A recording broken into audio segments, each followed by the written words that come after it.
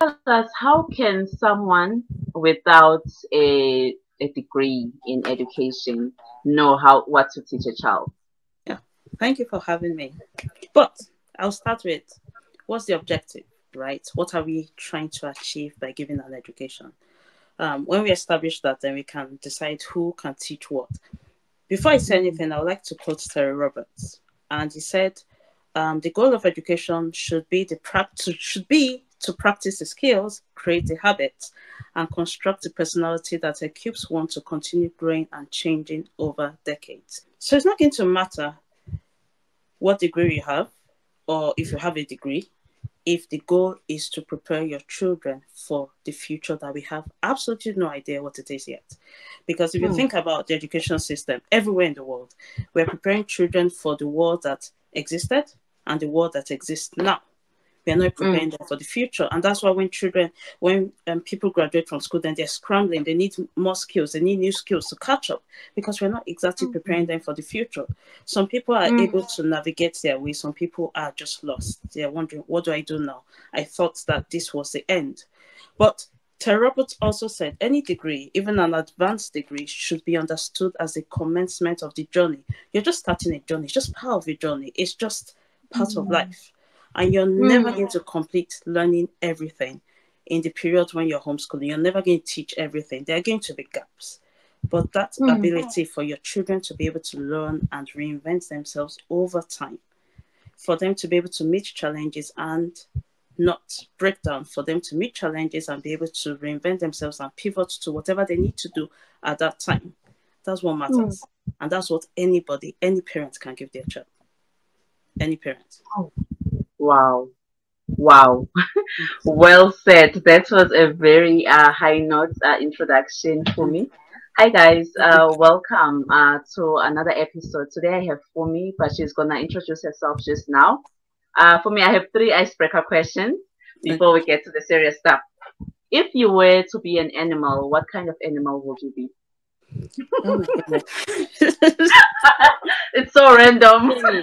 Hmm. That's interesting because all that is going in my mind is, okay, predators. Okay, if I were not to be eaten by any random animal, then I think, Yes. then I'm thinking, okay, giraffes. Yes. Does any animal eat giraffes right now? Because they're tall, they can see everything. So that's what I'm thinking. Okay. It's survival for me. Like, Mm, I like to stay yeah, alive. Yeah. but it's a beautiful animal as well. Yes, it is. Well, survival Okay. first and the beauty afterwards. Yeah, yes. And if you were to choose one between being stuck for 24 hours with either a book or with your children, what would you choose? Can't be both. No. That will be nice. Okay, that's really hard. Harder than I thought. What? Okay, what kind of book is it? Is it any book I choose? We need to be specific here. Uh, any book you choose. Let's say any book you choose. The best book that you can think of. Okay. There's 24 hours. That's a whole 24 day. hours. Hmm. That is really hard. Because see, I really enjoy reading to my children. So I'm thinking, okay, the book for the children. How do we do it? But then again, I could read the book and then we could communicate by, you know, Zoom call, whatever, and I could be reading to them. We just don't need to be in the same place, right? You're cheating the question. But that's a smart one because I didn't say you won't have anything with you. Yeah, see, that works. Okay, that's a smart Mhm. one. It's a win-win. Best of both worlds, I guess. Yeah, And the last one is if you were to choose between water or coffee. come on. Uh, um, like for life? No, no, just Okay, yeah. just But for life will be interesting, eh? for life. I'll be tempted to take coffee. Like, okay, there's water in coffee. I could live with that. But okay, well, it depends on the time of the day. Um, Okay. in the morning it'll be coffee. Later in the day, I'll drink water, but it has to be coffee in the morning. That's it. Okay. happen. Okay. Yes, Okay. so it No, depends. good. Time of day. Good answers. Good Mm. answers, Gerald. Thank you. Thank you so much, guys. If you're watching this, this is another episode from my season 2 of Talk with Thanda. Today we'll be talking interesting. Yeah, it's gonna be an interesting talk. Really, we'll be talking about how do you decide or how do you know as a parent what to teach a child, Yeah. and there are lots of other questions that Fumi will help us unpack. And this is just a conversation starter. You guys are welcome to leave your comments in the comment section. And if you have any questions, you can also leave them there in the comment section. And if you want to connect with Fumi, I'll leave her contact details in the description box. So do check that one out. Mhm. And yeah, I guess I have covered the house rules. Now we can go into detail for me. Can you please just briefly, or however, really, can you just tell us about your motherhood journey and your homeschool journey? Okay. I kind of stumbled into homeschooling. I didn't really plan it. You know, there's some people that know that they're going to homeschool. I wasn't one Yeah, of them, right? is it? It was just a okay.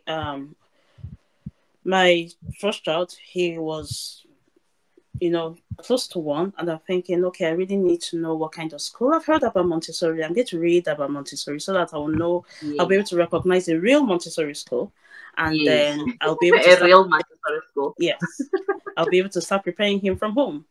And Mm, that was when I started reading The Absorbent Mind and researching Montessori at home so I could prepare him for school. And then mm, I found out that there was something called homeschooling. I'm thinking, okay, homeschooling and Montessori homeschooling, and I'm reading, and I'm like, okay, this sounds really good. This is interesting. I didn't know I could do this. And at this time, I was in Nigeria, right? So I'm reading okay. all these things, and I'm thinking, okay, I don't think we're going to look for that school anymore. I think I'm just going to focus on what I'm doing, and then homeschool my child in Montessori way, right? Mm, And mm, that's what I intended to do. So I started, preparing the environment with the number rods, yes. with all the things. And then when he turned, and he was preverbal for the longest time, right? It was preverbal at that time. So I thought, okay, I could do a better job myself at home because you don't really have a lot of SEN support in schools in Nigeria. I mean, it's much Yes. better now because that was 12 years ago, but Okay. at that time there wasn't much. So I decided to Yeah. homeschool him, and by the time he was 5, I was pregnant for his younger brother, and then we decided to relocate to Ireland, right? So I was 34 weeks pregnant, and then we Mm, relocated. And I'm thinking, okay, how do I create a Montessori home right now? I don't know what to do. I was flustered, I was confused, and I mm, thought, okay, you know what? I just need to read, right? I just need to, yeah, I know I've heard about Charlotte Mason somewhere, and I think I'm going to try and read about it now. And I'm mm. reading about Charlotte Mason. And I'm reading from Simply Charlotte Mason blog, and she's saying something like narration works with every child. And I'm thinking, okay, you don't know what you're talking about. That's not going to work. My older child, my first child was preverbal. He was 5, and he just had very few words, right? Mm. Then it's like, okay, you know what? I'm going to prove her wrong. She's doing her own business there in the US, and I decide I'm going to prove her wrong. So we start listening to a book. I start reading to him, and I tell him, "What do you remember?" He shakes his head. We go to chapter Mm. 1, chapter 2, and he's enjoying it. So I don't mind, and he doesn't mind. And then by the time we Yeah. get to chapter 6, and I say, "What do you remember?" And then he gives me a very short phrase that made me understand that he understood what he has been listening to. I had no idea before. I had absolutely Mm. no idea because there was no verbal feedback, so I couldn't tell what Mm. he knew and what he didn't know. But the thing is, at the time when I started homeschooling, I decided that, you know what, I'm going to keep pouring into him until he overflows, right? That was my decision. It was just that Mm. I'm just going to keep pouring into him. And at that time, I'm like, okay, you know what? I really need to know what this Charlotte Mason is about. I'm going to read, I'm going to study. I'm just going to keep reading until I really know what it's about. So Yeah. that was the start of my homeschooling journey, of my reading, of my study, and all of that. Mm. So that's it. Um, I still read about unschooling because I was curious. I Yes. read about, I read 2, 3 books about unschooling. and read about, just generally anything, education, Mortimer Adler's books, just because I realized that at the end of the day, having different perspectives, right? When you bring everything together, it works. For every one of these people, their perspective is shaped by what they experienced in a different time, in a different place. And when you're able to, will I say, almost converse with them and see what the idea is and find out if it relates to you, if it relates to your family, if it's something that you can use, if it's something that you can borrow, is there a concept I can use? So you're not just trying to fit into a box. You don't move away from the public school system, from that box, and then you're trying to fit into a box. You're saying, okay, I have to do it exactly as you said it, exactly as they did it, and just put yourself in there. It's a question of realizing what is it you need per time, because you're always going to change, you're always going to pivot, you're going to change over the period of your homeschool. Your children are going to change. They are not the same yesterday, today, and forever. They're not Jesus. They're going to change. So Yes, I like to read. I still keep reading. I still keep challenging the ideas that I have concerning homeschooling, concerning parenting, so that I keep growing and so that they can keep growing. So that's my short story. I'll tell you the long one another time. Wow. Normally I wouldn't ask people questions from their introduction, but something you said caught my attention. Firstly, you said you moved to Europe when your firstborn was 5 and you had a newborn. Oh, you were pregnant. Yeah, I was pregnant. You were 34 pregnant. weeks pregnant. Yeah. Did you continue homeschooling in a foreign land where you knew nothing, Europe compared to Africa, Nigeria, where you're coming from? I'm assuming it's different worlds altogether. How did you adjust to that change? Well, I think, for one, when I started homeschooling in Nigeria, when I made the decision to homeschool, I didn't know any homeschoolers, right? So it wasn't strange to be doing something different. I eventually met the community and met people that are homeschooling in the same town, but it's not strange. I know I was tempted at the time because I felt, oh my goodness, this is a whole lot, looking for accommodation and doing all the things and still homeschooling. It was a whole lot. And then when I realized the amount of busy work that schools do, because I needed to go to a school and see it for myself. And then I'm like, no, my child is not doing that. He's not doing all that. That's not going to work, And then I just continued homeschooling. So, wow. So it wasn't foreign to you, because even in Nigeria, it's not like you had all the support system and the community. So you were used to being solo, basically. Yeah. Nice. Another one, you mentioned that you were reading to your 5-year-old chapter books. Yes. Because you said you read chapter 1, chapter 2, chapter 3. Yeah. Yes. Really? Wow. Yes. When did you start? When did you introduce chapter books to your son? Okay, I think he was close to 6 when I introduced chapter books to him. Still. For the younger one, right? Because when I realized the power of what I had been doing, for the younger one, I started when it was less than a year, right? I would put him on my back. I'm like, I know you don't understand what I'm saying, but every night I'll read a chapter of a book. In fact, I think I have the book here. It's Little House on the Prairie. He had absolutely no idea what I was reading. And I'll be reading to him. He was less than a year old. It was this. There's 5 years between them. And I realized that at a time, I'm going to be reading to them together. That's what I wanted. So I don't have to read to you and then read to you. You need to catch up. So I started with this. Yes, I still had these picture books that I'll read to him later, but I needed him to get used to listening to long stories. So I started with that. And then I had a goal for the younger one that by the time he was 4, I would have read the Chronicles of Narnia to him. And I wanted the whole set. And I really wanted to get there. So I started reading short chapter books, longer ones, just building up on what I was doing. And I eventually did it. I think it was 3 years and 8-9 months when we finished, because I was reading to both of them when we finished the Chronicles of Narnia. And he enjoyed it. He sat down for it. He enjoyed it. Sometimes he will ask for one more chapter. So it was my goal. It was something that I really wanted him to do. By the time he Yeah. turned 4, I was thinking, oh my goodness, I want you to love audiobooks. So I'm going to spend this entire summer looking for audiobooks, short ones that you're going to enjoy, and then you're going to get used to listening to, so that you can enjoy audiobooks, right? Yeah. And by the end of that year, when he turned 4, the goal was accomplished. But that said, I didn't introduce him to the alphabet before he turned 4. I didn't bother, right?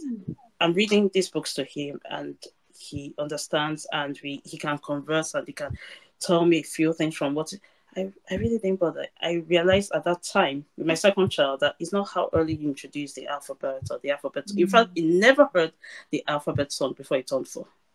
I made effort not to play it for any reason because it doesn't help. It's just a song, you know. And then I introduced him to the alphabet briefly. I just started teaching him very slowly. Anytime he wasn't interested, I'll just back off, wait for a few months, couple of months, then come back again.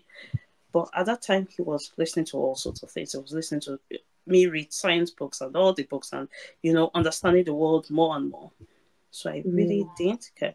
And when he started reading, it was me saying, you know what, pick up this book. Let's see how much you can read with all your lessons, right? And then he's like, oh my goodness, I can read. Okay. He starts reading the phonics book, and that's it. And we still have our phonics lessons. And he says, Mom, I've graduated from this. I'm not interested in this anymore. I've gone past this. You're still saying correct. He's almost 8 now, so he's still doing his thing. But I still enjoy reading to them together. The older one's 13. I still read to both of them because it's something that they share. It's something that we share, and it's sometimes the younger one reads to the other one. Oh, come and read this little part. The older one read to the younger one. It's just something that we do.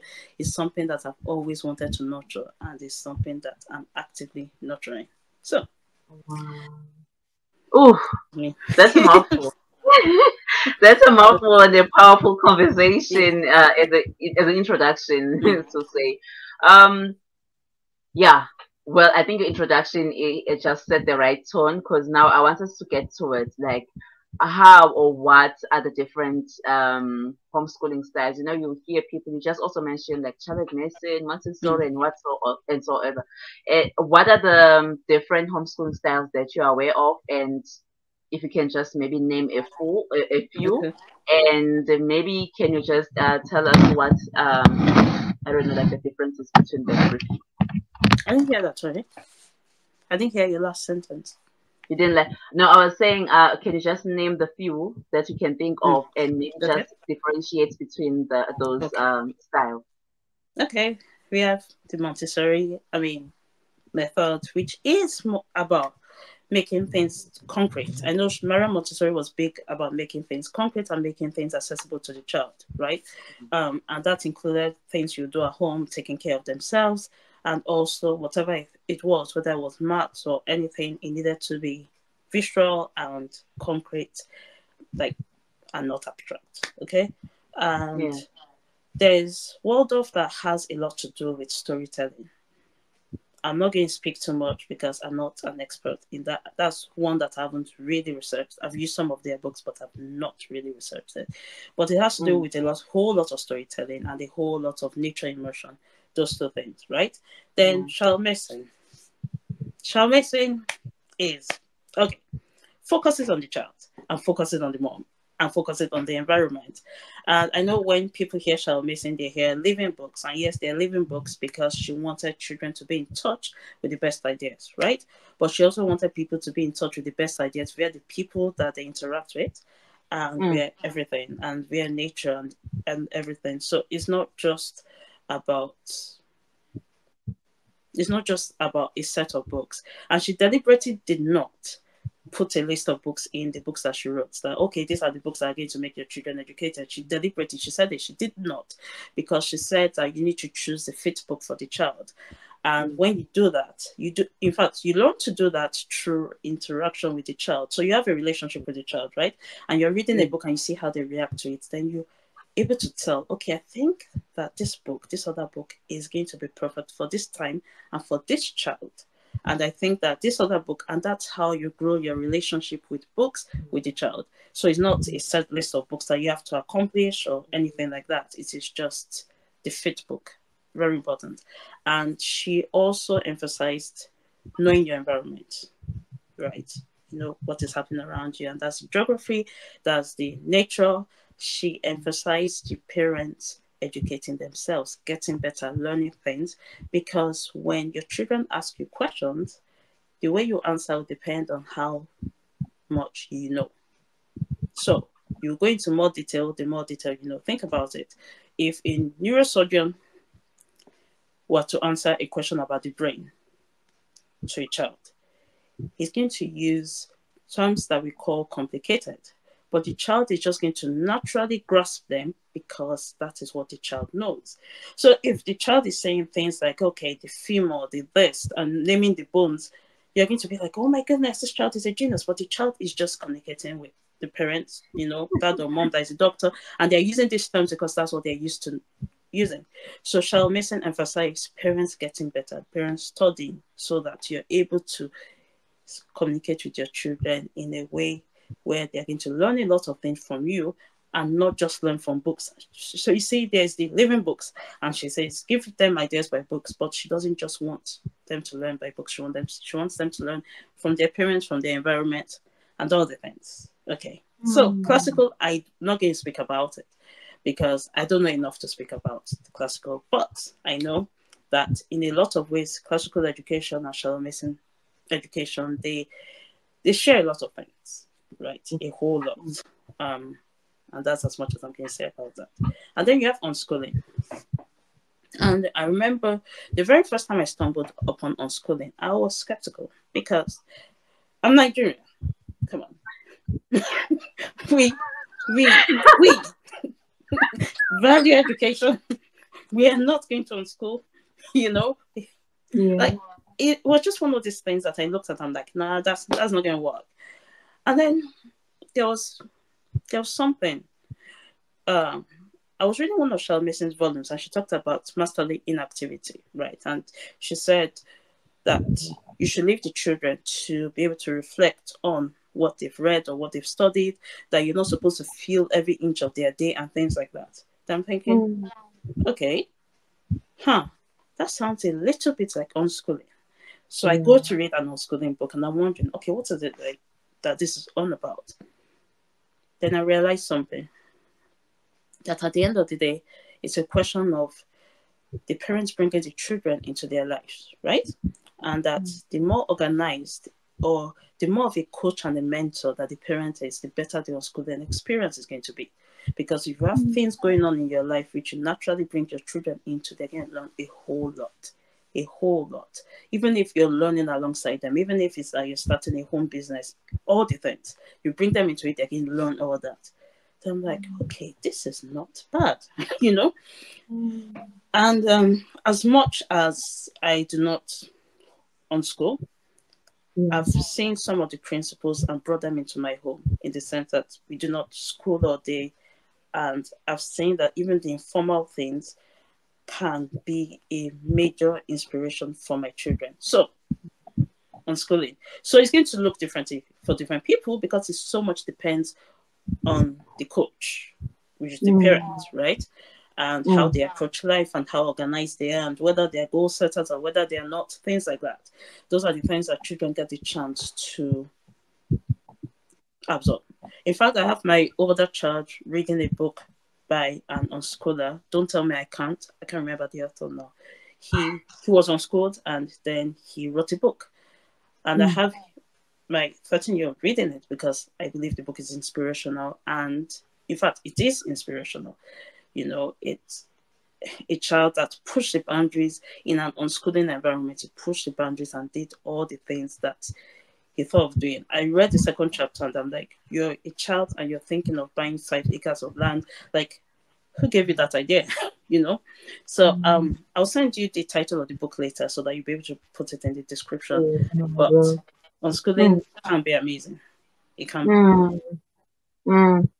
I also personally like some of the of the things or the Mm. principles from unschooling because Yeah, they make sense, like yeah, they using do. your own life, basically using any opportunity that you have with Yeah, your child as an yeah, educational opportunity. And it is the case because you realize when you spend time with your children that they don't know a lot of things. You might take yeah, it for granted that you're driving yeah, a car and you're going to the shop to buy something, but there's so much more that they can learn from that experience, yeah, because true. they are learning everything, how to drive, the signs on the road, the money on your card, like how Yeah, does it get there? What are you doing when you swipe and all those things? So I do also love to take some stuff from there. yeah, I think it's very amazing. And now for me, for someone, a parent who's watching this, they're trying mhm, to educate themselves. They're mm, trying to, just to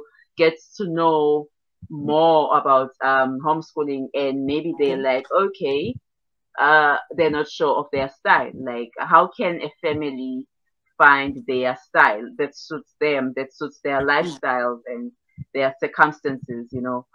So you're taking the child into the picture, we're taking the parents into the picture, and the environment as well. How can a family find their style? Okay. Let's see. I think it starts from what you want education to look like, what you want education to achieve, and then working back from there. It's easy for us to say what we don't like. It's easy for us to articulate what we don't like about either our own experience or what we've seen in schools. But we need to move from there to what we actually want. So what you don't like is a starting point. It's always a starting point, and it Mm, usually leads you into what you want. So if you find out that your education did not help you to love learning for yourself or love books, then you want your children to be able to love books, right? mm, And then you start from there. And if you're clueless about how to do that, there's Read Aloud Family by Sarah Mackenzie, a very wonderful book. I've read it 3 times because I like it, and it reminds me of some things. So that's one thing. mm, You think about maths, for instance, right? And you think about the fact that for some people's maths instruction, it was just about going through the steps, mm, achieve this and do this without a real understanding, without understanding the concept.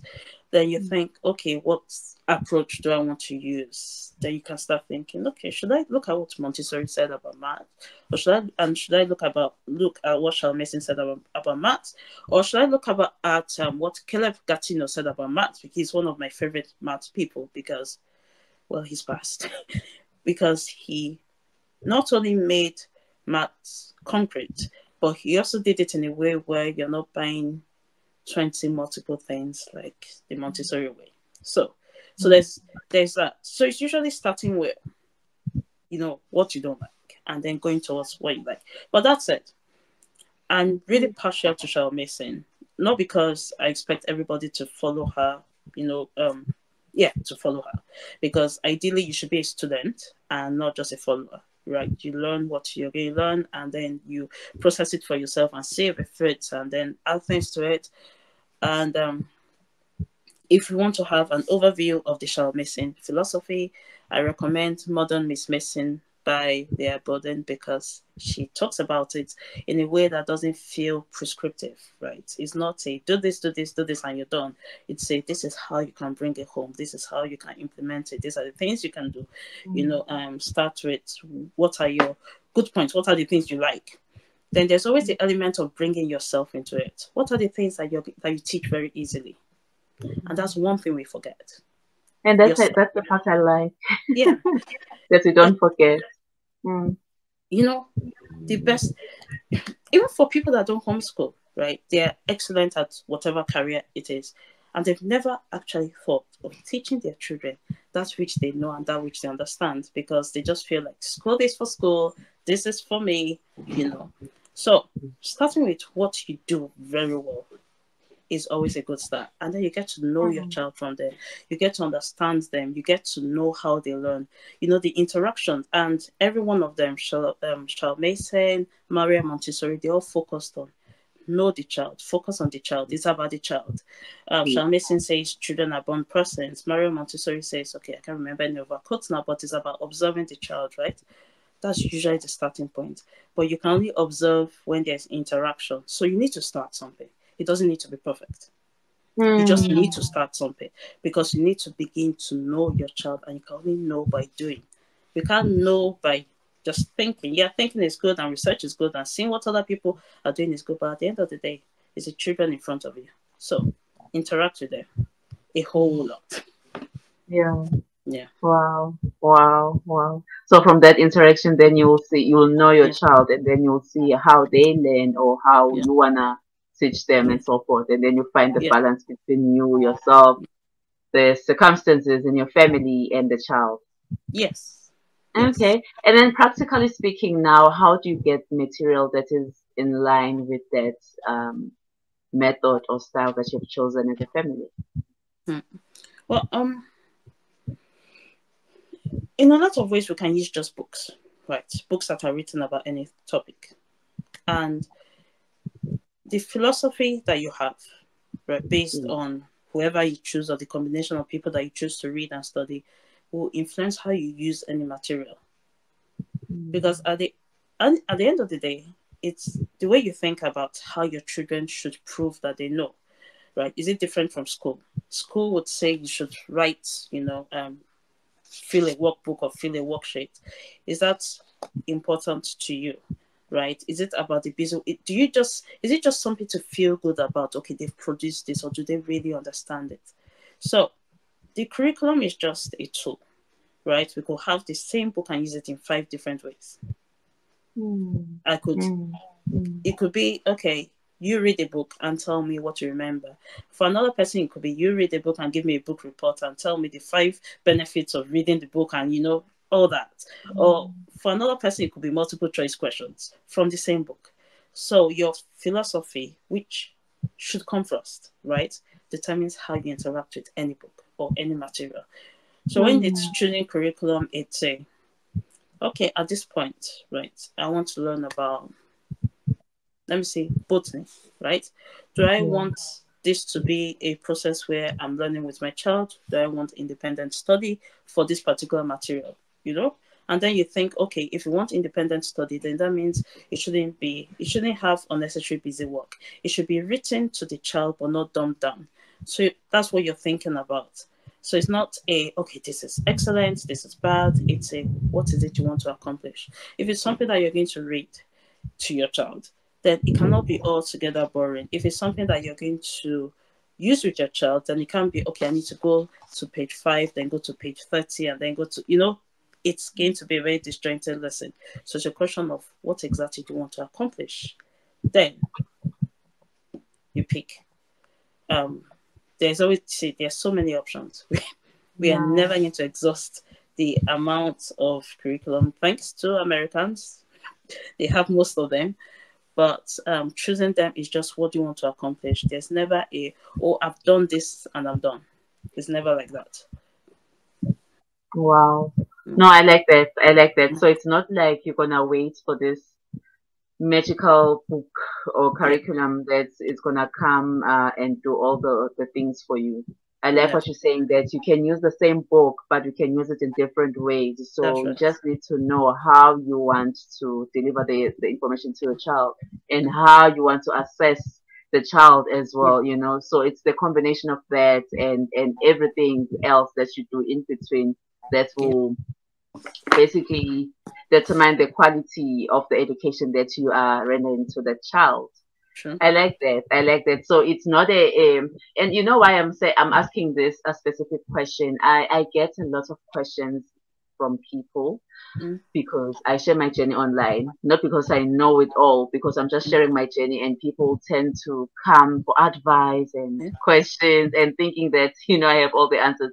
And what I've noticed is that when it comes to what to teach a child, like how do I know what to teach a child? They want you to, okay, when I say they, I'm not just talking about mm. everyone, but some people will Yeah, want you to say, okay, buy this curriculum for math, buy yeah, this curriculum for yeah, history. and they want something like that, and they say, okay, it's going to work now because you have recommended that. So, but I like Mm. what you're saying, that you do your research, know your family, know your child, and you even know the curriculum that you're buying, and know how you want to present it. And every curriculum has its shortcomings, and Yes. there might be something that you see from another curriculum that you like. For instance, math, especially, because math, there are so many ways to solve or to do multiplication or to do long division, Yeah. right? So maybe a certain curriculum might choose three methods and teach only three to your child. But there's this one specific one that you like, excuse me, that you like to introduce to your child. Then you can just complement, you can take from whatever material and introduce that to your child. So I like what you're saying, that it depends on you how you're gonna make it come to life. That's true. That That's that true. that's I like that, and I think that is like the first advice Mm. when it's coming to choosing a curriculum. But what other advice can you think of that you can just give someone when Okay. they are trying to choose a curriculum? And the reason why I'm attaching curriculum to this Mm. is because that's how the human mind works, especially for most homeschoolers, the Yeah. parents. Most of us were not homeschooled, so we are used to having Yeah. True. things, like things in the timetable and things organized and things, this for math, this is the curriculum we're using. We must do this and this and this and that. Somehow it's like we're ticking the box. And so when someone is listening to what you were just explaining, they're like, oh, okay. But still, they still want to go the route of choosing the curriculum. What's your best advice that you can give someone when they are choosing their homeschool curriculum? Okay. I think to start, learning is not linear. So it's the opportunity to experience knowledge in different ways. And that's why usually not one math curriculum is going to be enough. It's going to accomplish certain things. If you want a child to be able to self-learn math, for instance, then maybe you might pick something like Math Mammoth that is, it has the instructions there and it has everything. So the child is able to, okay, read and understand and try the questions and try it in different ways. So that can be their own thing. If you want something where there's active teaching, then you look for where you think, okay, yes, I'll be able to teach my children or guide them. Then there are a whole lot of things. But ideally you should combine them. If you want something where they are just video lessons, but you're going to need to combine things because children need to experience math in different ways. Otherwise, it will just be a question of they've done it and in 1 year they can't remember, but experiencing it in different ways. It doesn't mean that you need to buy multiple things at the same time. It just means, okay, look at all the free stuff to start and start trying. Okay, the Good and Beautiful have some downloadable free curriculum. You could try them out and see, okay, does this work? Is this working? Okay, try some Khan Academy. Does this work? Is this working? Let them interact with different things. Now, because we recognize that learning is not linear, then we know that even these things, as you're trying them and you're trying to understand which one is best, your child is still learning. Your child is understanding themselves at the same time, which is really important. And when you go do the foundations properly, then your child doesn't struggle in future because usually, there's this, okay, they can get through the steps, they can, hobble along, and then they get to secondary school and then they start struggling because some foundations were not, done properly. Foundation work wasn't done Yeah, properly. So yeah. it's not about how quickly you go along the line. It's you experience this in different ways, then you're able to understand exactly what is missing, exactly what your child needs. So I know people really want things, a list of things. Let's just go through this and know that we are done, but what's the goal of education then? If your child doesn't understand themselves, if you don't understand your child, if you don't do those things, if you don't do that work, then much later it's going to be much more difficult, as opposed to doing the basic work of, what, let's understand each other for a start. Let me understand how you learn. Let me understand what you need. We are not, education is not ticking boxes. Try and imagine if it were possible to send our children to a school that had Einstein and Leonardo da Vinci and all of them, they're not going to come with a list of, okay, you do this and you're done, because they were extremely creative and brilliant people. And that's just the way life is. We want life to be in stages and with a proper list and, you know, in neat little boxes. But life is really not like that. And in helping our children to develop their creative mind is helping them understand that life is not like that. Life is not you do a worksheet and you're done. Life is you experience something in different ways. And that's why you see some people say, oh, the homework or the classwork was easy and then the exam was really difficult. They didn't get to experience that topic in different ways. And that's what you want to achieve. So it's not going to be, oh, so easy as to, okay, just pick this curriculum or just pick that. I mean, it's easy to say, you know, you could just reel out a list of, okay, there's Math Mammoth and there's this for English and there's this. But really, life is not like that. If you think about it, you know, our children are going to be competing with children from all over the world. And I don't really like to use that word competing, but I mean, that's life. Eventually, all of you learned in very different ways. All of you have learned very different things. All of you are going to bring that knowledge that you've learned for whatever career that you choose. So it's a question of how well you understood what you are doing, or whether you just checked the boxes and you went along until you meet somebody that has really done the groundwork. So we really need to do the groundwork. It's not easy, it's not pretty, it's a lot of work. But you need to sit down, interact, and so that you'll be able to say, at this point, I think we need something different. That's the beauty of homeschooling, to be able to say, okay, at this point, I think we need something different. But you can't do that if you just want a list. Yes, definitely. Definitely. Oh, that's smart. That's the best advice, I think.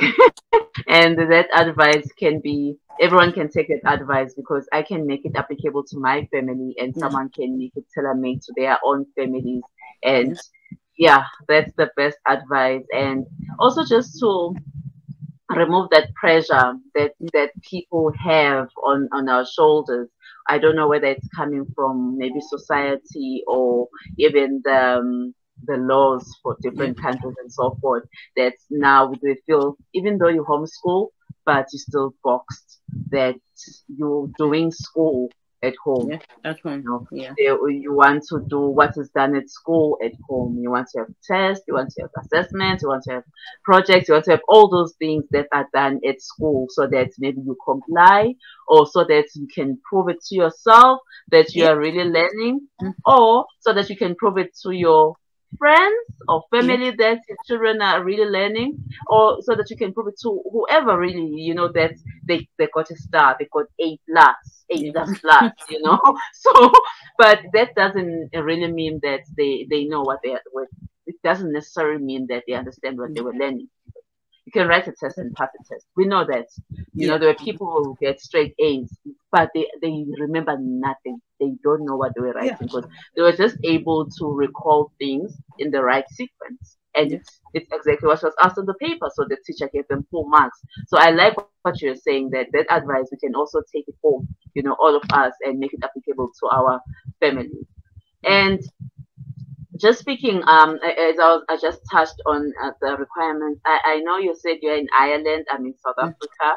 Our laws are not the same, I'm assuming, especially when it comes to homeschooling. And in South Africa, right, there are people who have been doing this for years, but it's not a lot of people. And I can still confidently say homeschooling is a new thing to most people, even though there are people who have been doing this for decades and decades, but it's very few people. So it's still very new. With that being said, our laws are still a bit shaky when it comes to it. They are not clearly defined, I'll say. And with that being said, the homeschoolers or the parents now, they just find themselves between the hard surface and the rock, because you're trying to comply to the state's laws, and you're trying to give your child this amazing freedom of homeschooling. So it becomes so difficult to balance those things. I don't know how is it in Europe where you are currently, but maybe can you just enlighten us with the minimum requirements in your country to homeschool? What are the minimum requirements? Well, okay, you when your child turns 16, you write a letter to the board and ask for permission. You fill this form asking for permission to homeschool, telling them your plans, right? So your homeschool Hmm. plans, and you write something nice and pretty, whatever it is. Usually, before the time they call you and the time you do that, the time they call you or respond to you after you've done that, it could be a year, a few months, or even much longer. It could be two Okay. years, you know.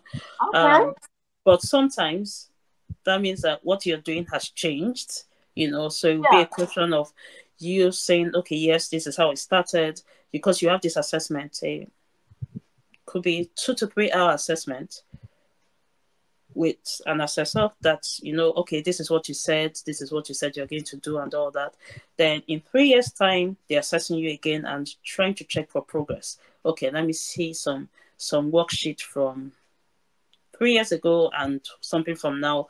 So you just need to show that there's been progress in the different subjects from one Oh. time to another, and then also show, you know, kind of be able to communicate exactly what you do. And communicating Okay. what you do is usually, and that's the key, because they're unschoolers, but the way you communicate your unschooling can look like you're doing absolutely nothing to some people, and it can look like you're doing a whole lot to some people, depending on how you communicate it. So that's Mm. generally it. Being able to communicate, being able to keep records of what you do. You don't need to keep every single thing, but at least there should be progress from 1 year to the next, to be able to show Okay. that, okay, you're providing a certain minimum education. Once you're able to prove that, to send a letter saying, no, yes, you can homeschool, you're approved to homeschool, and that's it. And then we'll see you in Mm. about 3 years, things like that. Okay. um, if you Can start I stop you homeschooling, there? sorry. I just wanted to interrupt you right there. When you say they come and assess or have that, I don't know Mm, what you call that meeting that would you yeah. have with officials, do they have like a state curriculum that you need to follow, or maybe whatever that you have given to your child must meet certain or minimum requirements? Like it must be like their state curriculum or better. Well, it just has to, it doesn't need to be their state curriculum. You just need to show that you're doing the subjects, maths and science and whatever curriculum you're using, and there's progress. So you don't need to use the state curriculum. You Mm. don't need to. And the languages that the child will be doing, are they interested in the subject at all, or it's just you proving that this is what you're doing this year, next year you changing if you decide to change? Yeah, well, they're kind of interested in everything. Okay, what is it you're doing? Because they can write an entire report and say, this is what they are doing, and forward it to someone, and they're like, oh, yeah, that's okay. They are certainly providing the education. So it's a question of, at the end of the day, what you communicate, right? And Mm. that in itself is a skill. Being able to communicate that what you're doing is meeting a Good certain for the minimum. child. Yes. It's Yeah. rare for people to be denied to homes. It's very rare, but I'm sure it does happen. I'm Mm, sure it does. mm, mm. Okay, okay, no, it's nice. It's nice to know what's happening in the other parts of the world, and yeah, similar to what you said, but with us, they want the minimum, especially when it comes to their curriculum. I know they have specific interest in our South African curriculum. That Right. whatever that you're giving them, it must be that or better.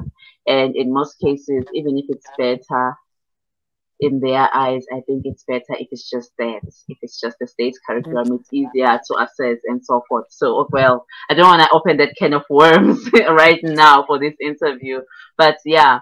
And that's maybe it's like some of the challenges that we are facing here. And not only that, we face other challenges like what you just touched on, that most of the homeschool curriculum are from abroad. They'll be Yeah. from the America or even UK or wherever, and there are very few that are local, that are African, which is a problem, Yes. that some of the challenges that we face when it comes to history, for example, Yeah. geography, for example, because you'll find that other curriculum, they will talk about North America in detail, South America in detail, Europe in detail, and then Africa one page done. Yeah, one one Like, country. like, Yeah, and then like, but so those are some of the challenges that we are facing. But for you as well, you're an African in Europe.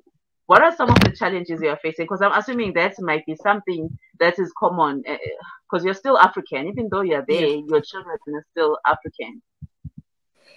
Well, the challenges, many history.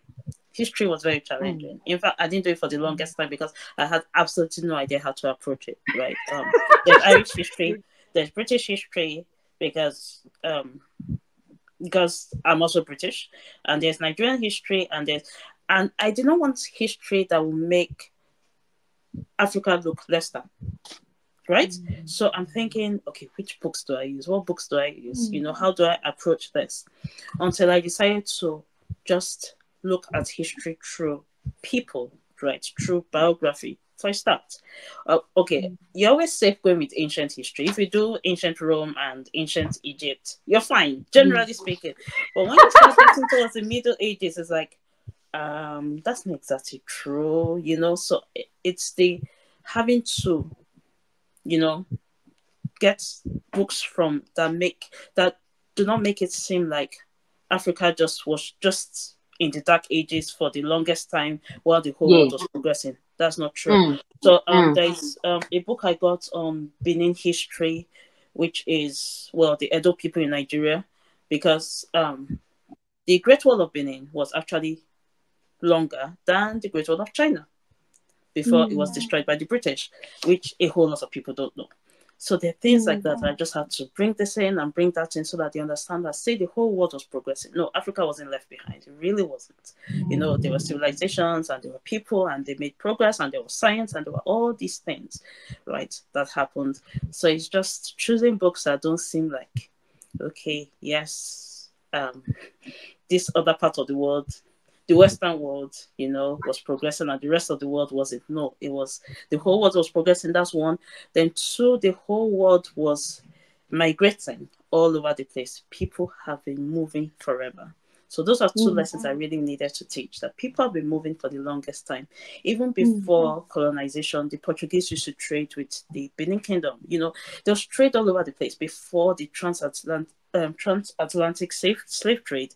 There was trade in materials. So that wasn't the start. That's not the start of our history, right? Things have yes. happened, and there's been change, and just need to go back. I just need to go to all those places to show that yes, there were, even in Rome, there were melanated people, in Rome, and there are some emperors and there are some this, and just to point them out because they're usually in the footnotes. So I decided I would approach history that way, and it's been interesting because Yeah. we recently started studying not recently, actually, for about a year. We've been reading about Samuel Coleridge Taylor. He's a classical musician. He lived in Britain. His father was from Africa. I didn't want to mix the country up. His mom was Caucasian Brit, and he was a classical musician. Mm, And I never knew about him before I started homeschooling my children. And then we started reading about him, and I'm like, oh my goodness, this dude is really brilliant. Like, he was all the way up there. He sent his music to America. He was all the way up there. And I never heard about him all the time I was doing music in school. So when you realize things like that, you just start to dig them out. And then you look for people that are doing the same thing. Like Amber O'Neill Johnston's Heritage Mom.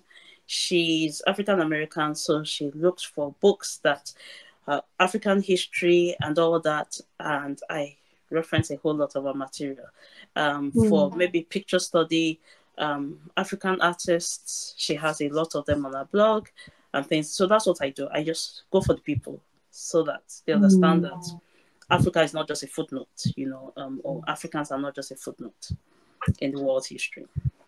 So it's tough but doable. It is. Wow. Well, I think it goes back to what you said earlier on, that we as parents need to keep on learning Yeah. ourselves, because like the example we're making with history is like a really one of those Yeah. topics that people don't want to talk about, because in most curriculum they will leave out, whether intentionally or not, I don't know, but they will leave out a very important facts, and then they will highlight tiny bitty winny spinty facts, and they make it like as if the whole event was about that. And Yeah. with that, doing that is really unfair on our children. It's It's unfair. really unfair that we teach them something that is biased. So I like what you're saying, that so we as parents need to educate ourselves, and then we also need to borrow from different materials and make it come alive. Don't Yeah. just depend on one curriculum that is going to teach science or geography, or especially those subjects, because they are really biased. So I'm sorry, especially if you're African, you really feel the pain because it feels unfair on an African child. And the children start asking questions, obviously, like they start asking questions: why not, where are Africans, why is this, it's also from this certain part of the world, it's from this again. So they start having that, and that can even affect the way they see themselves as Africans. Yes. So I really really like what you're saying. And it's the same thing with me, with my kids.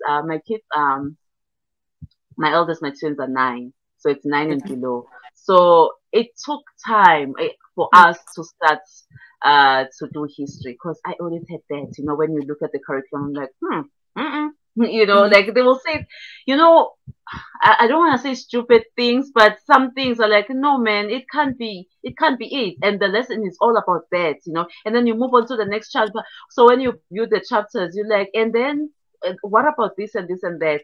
And then I started using, I think similar to what you're saying, because you started just using books from different authors, not just from one person. So Yeah. from different authors who write about a certain country, and not just Africa, because Africa is not a country. African country. Africa is not a country. There are a lot No. of countries in Africa. So then we started doing that, and I think I'm enjoying that more than just a box curriculum when it Yeah. comes to that subject. Same thing with technology or geography. When you're learning about space and all of that, these countries, there's a lot of politics that is behind all the other things, how things are presented. So if Yeah. you don't know, and then you just take one material, you will go with the a biased information. So I like what you're saying, that we also need to take from different books and do the research. Like you just mentioned, the blogger, that where people who have done the research for you, just go Yeah. to their page and see what material they recommend. Try that and see if it works for you. And whether you're African or not, I mean, we all deserve to know the truth, right? Yeah. We all deserve to know the truth. And history is actually it's about the past events. So I think even if you're not African, it's not fair that you are taught something that is not true. Yeah, that's true. Yeah. That's very true. I'm grateful for the people that have done some of the work so that I don't have to, reinvent the Yeah. wheel. Yeah. Mm, I'm mm, grateful mm. for that. And I'm also glad, and I'm really grateful for you taking your time to talk with me, sharing this material, because we're also educating other people, because there are a lot of people who will be watching this, Yeah. and now you're giving something to think about. Like, okay, I never thought of this way. Oh, Yeah. okay. And even if your child is going to school, because I always encourage people to listen to homeschoolers talk, even if your children are going to school, because this isn't about school and homeschooling. This is more like parenting. Yeah. We are all parents, and we all what's best. We all want what's best for our children. So even if your child is going to school, you can still take advice from this talk, and then get those books, read them to your child, or have the child read them to by themselves, or and so forth. So yeah, it's a really good advice. Now, people will say nasty things, and they will say homeschoolers are this and that. Some things are myths, some things are true. One of the things that is common is that homeschoolers are weird, or they are different. The children, that is most of the time, that they're different, they're weird, and so they are viewed from the negative light. Can you just speak to that? Like, what would you say to someone who's concerned, a parent who's concerned that people say, hey, if I homeschool my child will be different, my child will be weird, or I'm weird, or whatever. Can you just speak to that? You know, early education, nursery, primary, secondary, whatever you call them, we focus on making children the same, right? We want them to speak the same way, to learn the same way, to do everything the same way. Um, by the time they get to university or college, or when they finish, or they're looking for jobs, then we are telling them, you need to show your individuality, you need to show how different you are, you need to show your weirdness, you need to, on your CV, you need to show exactly what you're like. And I'm wondering, which is it? What do you want? Yeah. Do you want people to be the same, and then you want to force them to find themselves later? Or do you want them to find themselves now, and then you just continue that way until then? So if you say homeschoolers are weird, yeah, you're probably right, quite honestly, because see, anybody that is going against the grain is different in the first place. Any homeschooler is different because the homeschooler has decided that, you know what, every other person is going this way, I'm going the other way. They're different. So the children are going to be different. There are no two ways about it, right? But the thing is, if you want compliance, all through that time, and by the time the child grows to be an adult and you're telling this adult that he needs to be different and you need to show Different how unique now. you are, it's going to be hard. You're going to need a life coach for that. So, Yeah. do the work now, do the work then. Beautiful said, hey. No, that's beautiful. That's beautiful. And it's true. It's true, really. So you choose. You choose which one is better, to do it now or Yeah, later. or later. And then now another thing is, when you say you homeschool, people assume that you are now taking your children away from society, or you are boxing your children, you are overprotective, you are this and that. How can families protect their reasons to homeschool in the first place, but also try to fit in society? How do you keep that balance of not losing who you are as a family, but still fit in, or be part, not maybe fit in, be part of society? I think it all boils down to your values, right? What is most important to you as a family? Service to others, service to other people is important. You're going to try to serve, right? In some way, serve your community. And also, there's something that I think there was a podcast I was listening to. I can't remember what it was, whether it was a podcast or an audiobook. And this gentleman said that you should look at your friends, right? And try and imagine your children growing up to be different. And if you do not want that, you should change your friends. As soon as I heard that, I sent it to my friends. I'm like, this is what I listened to. And they're like, But so Yeah. it sounds really harsh, but there's a lot of truth in that, right? That the people that you have around you are the models that you have for your children. So when you say, okay, we're taking people, homeschooling is like taking your children out of society, what exactly do you want them to be like when they grow up? That's what you should put them in touch with. See, when Charles Mason says put children in touch with the best ideas, it's not just in books, it's in people. So what is society, right? Is society anybody, no matter what they are? Are you going to take your children to the prisons, just so that you don't take... the prisons are real. People go there. You could make that a field trip every week if that is your thing, But the thing is, at the end of the day, what is it that you want your children to take in as that? What are the values that you want them to take in? They're going to experience a whole lot of things, whether you like it or not, because we are going to experience a whole lot of things. But that said, for most of us, or a whole lot of us, not most of us, at least a good number of us, we're not homeschooled ourselves, right? So that means we are supposed to be socialized properly. Supposed to, based on the fact that we went to school. So that also means that if we're socialized properly, we should ideally know how to socialize our children properly. Unless, of course, you're saying that we were not socialized properly, so we do not know how to socialize our children properly, then we shouldn't be sending our children to school, because the school... Just letting them to socialize. Yes. So what are we talking about here?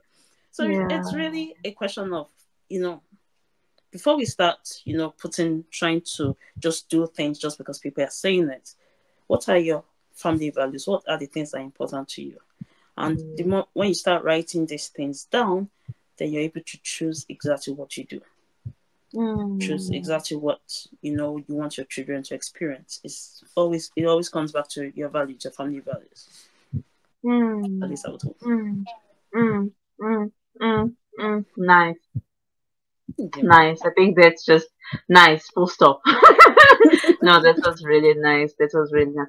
For me, I've enjoyed talking to you so much. I've learned so much from this talk, and I will put the books that you mentioned in the description box. Please send those to me. Yes. And as for someone who's been listening and they're like, oh, I love this girl. Who is this girl? How do people connect with you? Where do they find you? Are you on social media? I know you're on Instagram. Yes, I'm on Instagram, Rabbit Hole Curiosity, on ulfumike.co.uk. We have a weekly peer homeschool group on Thursdays every 3 p.m. And it's just homeschoolers encouraging ourselves. They're all moms. So You I'm have not what? exactly. Sorry, I didn't get that. I said homeschoolers encouraging themselves, right? We have a peer support group on Oh, Thursdays. So if you're a homeschooler and you're interested, that we just generally have topics. And today we talked about what are the skills that you want your children to have that you didn't learn in school. So we just shared ideas about that and we just have discussions that way. So olufumike.co.uk, you'll find links to all that I do and all that I write and all that I blog there. yeah. I will send the link to you because my name is long. No, I will send. I will not send. I will write everything in the description box. Okay. So even that your website will be there, your Instagram page, everything basically. How Okay. you want people to connect with you will be there. And if anyone wants to connect with you, they are welcome to connect with you. And thank you so much for your time. I really, really Thank you. appreciate you Well, this taking was the fun. time. It's very late right now as we're recording this. Yeah. It's almost midnight my Ouch. side, and yeah, your side it's getting there as well. Yeah. But I Yeah. really enjoyed talking to you. I enjoyed, and I hope someone will learn something from this. And if someone watched until now, they must live a giraffe. What did you choose? You chose a giraffe. Yes. Yes. I chose a giraffe. Coffee, right? You chose coffee. Did Yes. you choose coffee or water? Well, I took coffee, and because I thought I could dilute it if I wanted more water. Yeah, you are such an overthinker. Yeah. You're No. broad. You're deep. Oh, so it's a book, a giraffe, and coffee. So if someone A watched book. until the end, yes. If someone watched until the end, please, they must just comment with those things. I really appreciate you guys watching, and stay tuned for next week for another episode of Talk with Thanda as we address all these topics that are like big elephants in our rooms. Thank Okay, you for until the having me. next time, thank you. Thank Bye. you. Bye.